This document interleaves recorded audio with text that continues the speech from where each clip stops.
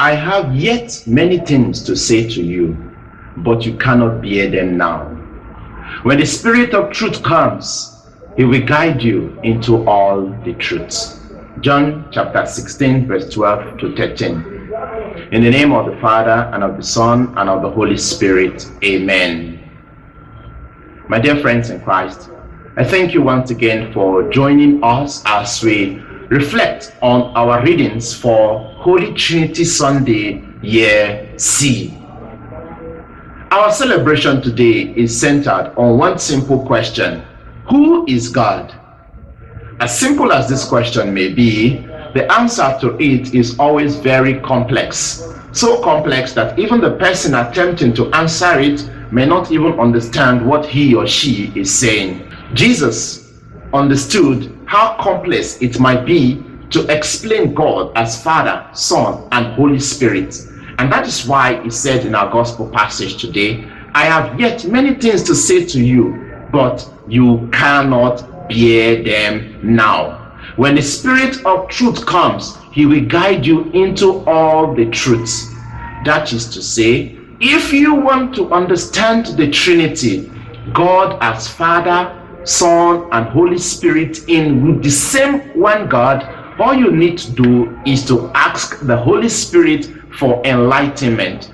The Holy Spirit is the Spirit of truth, and he alone can help us to understand how there is only one God, and at the same time, three persons in that one God. And this brings us to our lessons for today.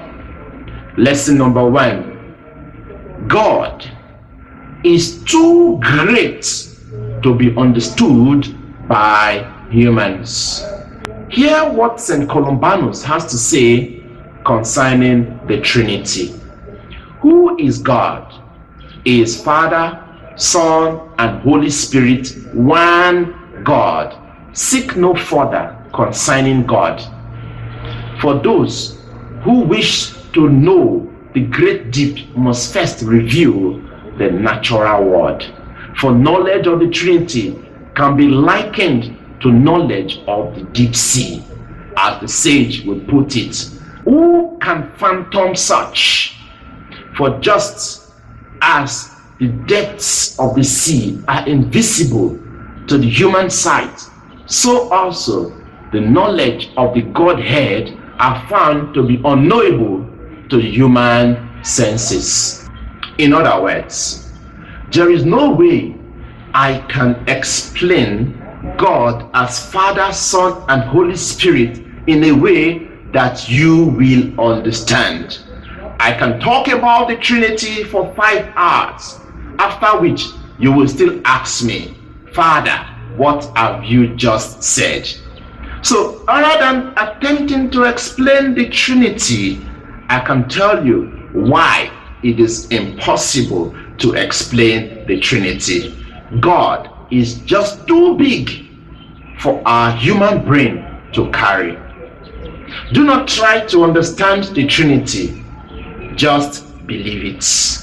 As our psalmist will sing today, O Lord, our Lord, how majestic is your name through all the earth. Lesson number 2. The Trinity teaches us unity. God as Trinity teaches us, humans who are made in his image and likeness, to live in harmony with one another. And what makes this perfect unity possible in the Trinity? Consultation, collaboration, and contentment. Consultation.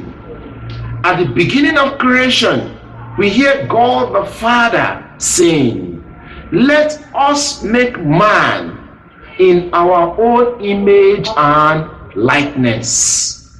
Genesis chapter 1 verse 26. So you see, from the beginning of creation, God the Father, God the Son, and God the Holy Spirit consulted among themselves before creating humanity. Never think that you can succeed on your own. You need others. You need to ask question.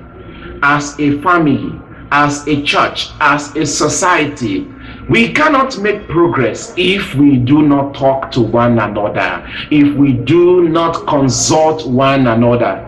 Keeping malice and staying away from zonal meetings, from societal meetings, is inimical to our progress as a people. The second aspect that makes unity possible within the Trinity is collaboration.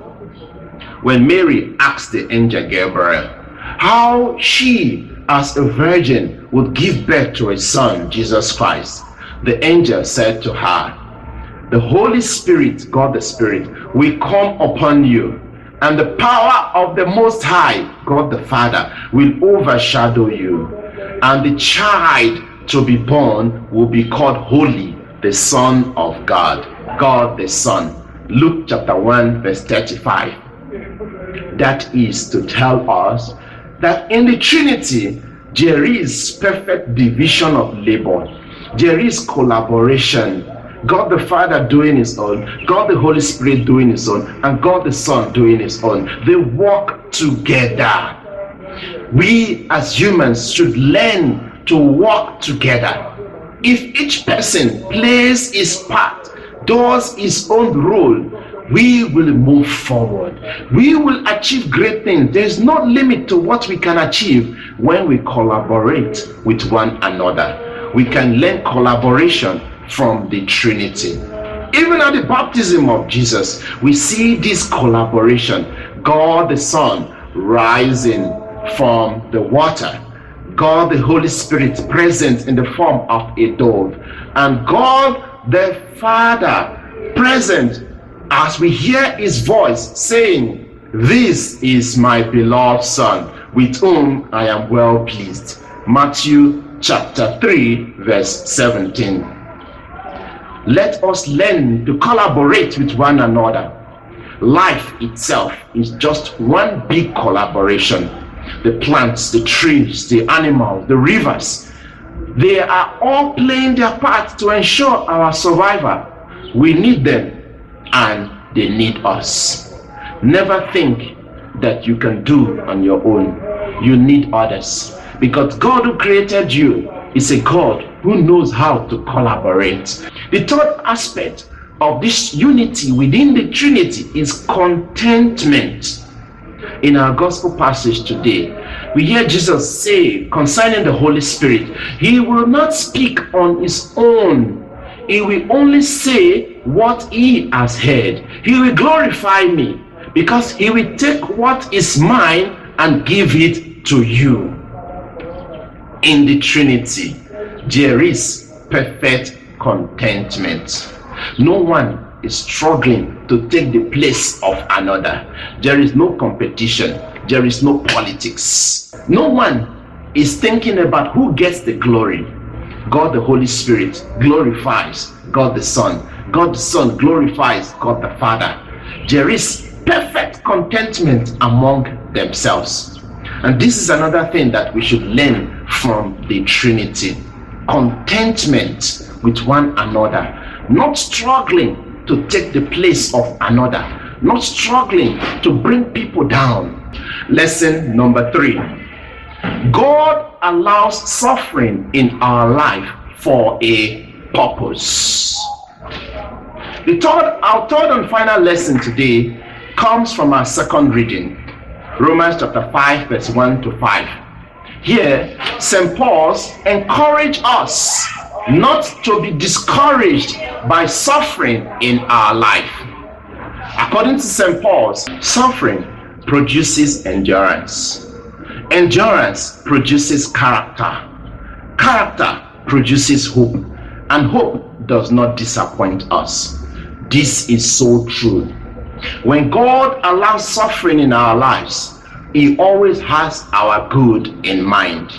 According to the book of Hebrews chapter 12 verse 5 to 7, it says, "Son, do not disregard or do not take lightly the discipline of the Lord. For the Lord, as a father, disciplines a son whom he loves, just as a father chastises the son whom he loves. When God allows suffering in our lives, God does it for a purpose. As the saying goes, tough times don't last, but tough people do. May God bless his words in our hearts.